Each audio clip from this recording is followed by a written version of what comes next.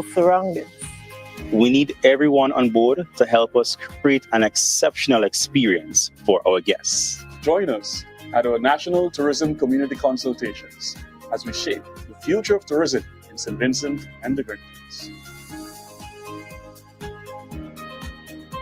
It's everyone's business, yeah. Love it, embrace it. 99.9 WEFM.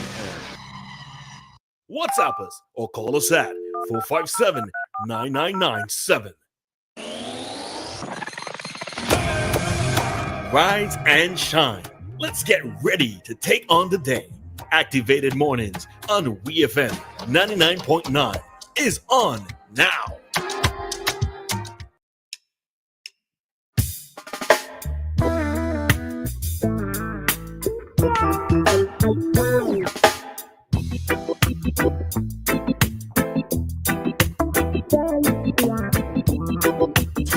All right. Good morning, SVG. Good morning, region. Good morning, those listening to us internationally. It is a Friday here on WEFM. Yay. Yay. Listen, I only look forward to a weekend so that I could sleep in longer, right? Because as I said before, I am most definitely not a morning person, right? If you want to see my energy levels, check me anytime once the sun has come up, all right? But nonetheless, I am here with all of you, and I'm trusting that everybody is doing fine for today so far, all right? Those of you in private or public transportation, so good morning to you. Get there safely to wherever your destination is. Get to your destination safely, all right? For those of you who are on foot, for those of you who may be passing by to the various shops or maybe supermarkets, or, you know, somebody just might be blasting WEFM and you're walking by, I'm saying hi and good morning to you. All right. Those of you who might find yourself at home, especially the retired folks, you know, I always wonder what retirement is going to be like for me. I don't know. I think thinking about retirement, I'm just thinking of just always being at home and maybe not doing much, which just kind of seems a little bit strange for me because I'm always doing something. So there are times when I sit down and I think about what it is I'm going to be like, or what it is my life is going to be like when I actually hit the retirement age. But I mean, anything of it being retired doesn't mean that you have to be doing nothing. All right. So yeah. And speaking about retired folks, we're supposed to be getting some commentary from Mr. PeeJohn. So PeeJohn, if you're listening to us at this time, you can feel free to go ahead and call us, all right? This is usually designated time for PeeJohn to call us. So I'm looking out for his call, all right? Haven't heard from him for probably like 2 days now, so I'm hoping that he's okay. All right, so yes, guys, it is Friday. Many of us are looking forward to today. Well, those of us who work a 5-day work week, I know that those who work 6 days, it's not as exciting for them, or not as they don't count down the way in which that we do, but it's still 1 day less of work. We're happy to be employed, but still, all right. So yeah, we are going to head on into our topics for this morning. And you have your host, Roleza Samuel, in studio with you. All right. Remember, the number to get interactive with us is 457-9997. We are live on Facebook as well as YouTube. And if you want to send a message, you can always send that message through our WhatsApp. All right. So we're going to get into it. So we are going to talk about Vincies who are excelling at this time. All right. So we note that there was communication made, or information was sent out yesterday with regards to, well, first off, promotion list came out, right? Police officers' promotion list came out. So for those officers who have been promoted, congratulations to you. There are several names on the list who I know too, have been in the service for a while and who have been excelling. So of course, I'm always happy to see when persons are there, their years of service and their work is being recognized, right, and appreciated by the form of a promotion. So congratulations to those officers who have made that promotion list. All right. So from that list, we also see that Celia Charles has become the first woman in St. Vincent and the Grenadines to attain the rank of sub-lieutenant in the SVG Coast Guard service. All right. The Police Public Relations and Complaints Department said that in ascending to the rank exemplifies the boundless potential of perseverance and vision, right?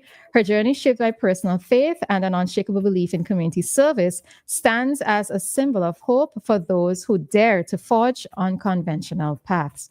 Now, Ms. Charles enlisted in the force in 1997. Initially, apparently, she hesitated, but her father was a police officer and also justice of the peace. So that sort of, I guess, motivated or inspired her to join the force. All right.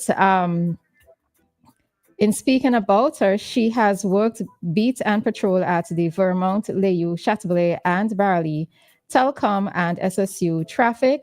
And she was also an instructor at the police training school.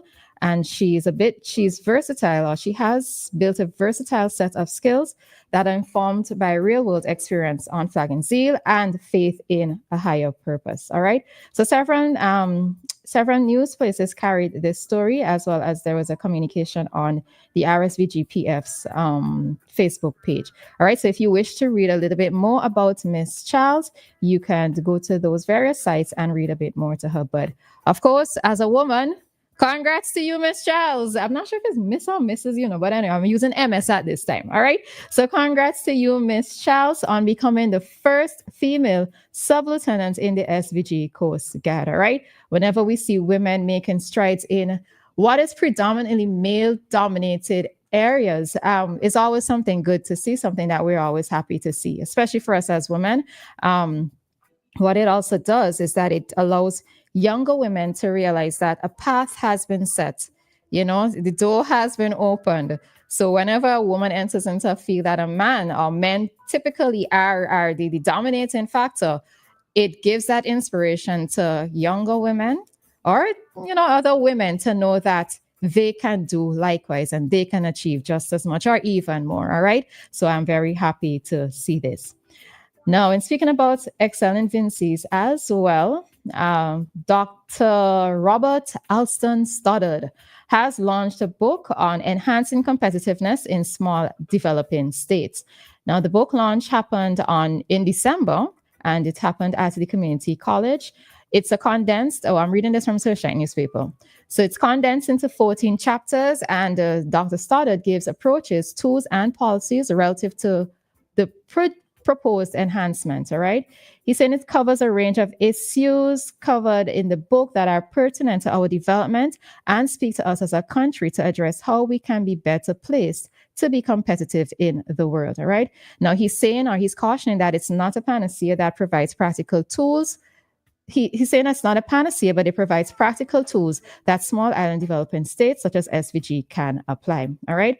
So for those of you who are interested in knowing, from an economic level in terms of how countries or nations can progress, especially for small island developing states, this is something that you can take up and have a read of. All right. So just to continue reading from part of the article, the book is replete with insights, inspiring real life cases, and offers alternative approaches to development. The book is designed to help students, practitioners, and policymakers to gain an understanding of the essential challenges that confront small developing states that have resulted in several economic fallouts, to the extent that countries have experienced the demise of their own traditional industries. All right. So again, this is something that we can get our hands on to read up on, and see how and where it can apply. Even let's say in the context on a micro scale, in terms of, let's say you have your own business, there can also be insights that you can gain from that in terms of how you can go forward in a global or in a competitive market. All right. Now, in speaking about books that have been launched as well, I note that the book Written, and in December, I think, or end of November, we spoke about this, in that the inmates, current and former inmates of His Majesty's prison, they have written a book, and that book is now available for sale here locally. All right. It's available at one of the major department stores that sells books. All right. That's the best I could say at this time. All right. So if you are looking to read upon their own stories, because sometimes it's always good to hear the first-hand accounts of first-hand stories, or it gives a bit of insights into persons who have found themselves on the wrong side of the law, to give us a little bit of an understanding or maybe even an appreciation of their own stories. Because, each of us has a story to tell. And, for some of those who have found themselves behind bars, it would be interesting to hear what their stories are. So they have written a book of poetry and prose, and it's now available for sale. All right. So for those of you who can get your hands on it, I think the cost at the place that it's available is $50. I'm not sure where else it's available. I might have to walk around some, but I know for sure it's located at one of the major department stores that sells books as well. All right. So get your hands on that. And of course, we are to encourage reading. And we're also to encourage writing, right? Because as I mentioned before, we all have a story to tell, and there's nothing wrong with us documenting or putting our thoughts down on paper. Many times it's also therapeutic, because, once you write something down, and even sometimes when you go back and read the things that you have written, you're like, oh, this was what I was thinking at that point in time, or what exactly trying to figure out how, one of the other things too is you realize how far you've come, especially with your growth and your development, or even your way of thinking. When you write something and then you look back at it, maybe years later, you recognize the changes and the developments even within your own self. So, we're reading and we're writing. Okay. All right. So at this time, we are going to head on out. And in about 3 minutes time, we are going to bring to you today's traffic talk.